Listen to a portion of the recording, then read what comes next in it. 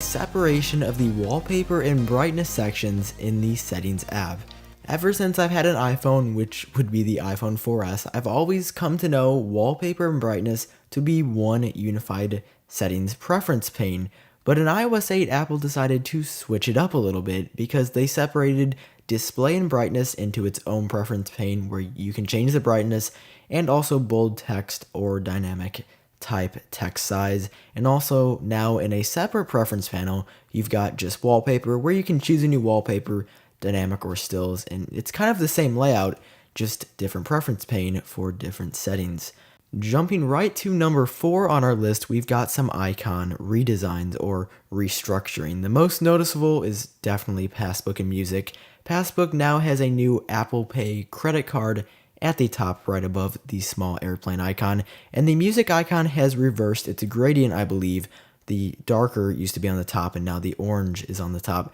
Another small change there. Something interesting to note is that on Apple's website for the iPhone 6 and iOS 8, there is a redesigned iBooks icon, but that just isn't present in the iOS 8 Gold Master. It may be present in the final version of iOS 8, but at the time of recording this video, the new iBooks icon wasn't present in the Golden Master version of iOS 8. Coming in at number 3 is the brand new QuickType keyboard. Since basically iOS 1.0, the keyboard has stayed the same. It's got the same characters, at least for the English keyboard, and nothing has truly changed other than a redesign, obviously for iOS 7.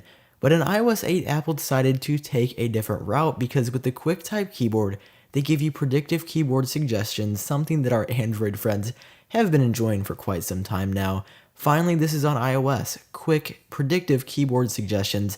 Just typing text is a lot faster, and I've actually found myself using QuickType a lot more than I initially thought I would. At number 2, we've got a change that I really am not so fond of, and that is that whenever you're using one of Apple's default apps and you turn your device that is to the left or right to enter landscape mode, you can no longer see your status bar. It just completely disappears. You can't see your time, you can't see your battery, and you can't see if you're on Wi-Fi or LTE, or even merely what your cellular signal strength is. Honestly, not exactly sure why Apple would have gotten rid of this. I mean, I guess it is only in landscape mode, but even then, the status bar is one of the most useful features that a phone has to offer, and Apple has just gotten rid of that in landscape mode for many of its apps.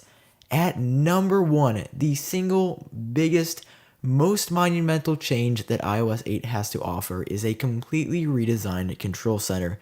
Swiping up from the very bottom of your screen will reveal something that looks similar to Control Center, but design-wise, there's really not a whole lot at all that is similar to how it was on iOS 7.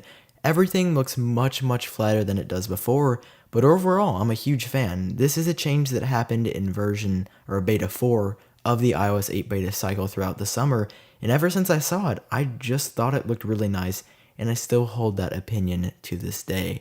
So guys, those were the top 5 changes that iOS 8 has to offer. If you enjoyed watching the video, as always, feel free to click that like button down below, and of course subscribe for ongoing and continuous iOS 8 coverage.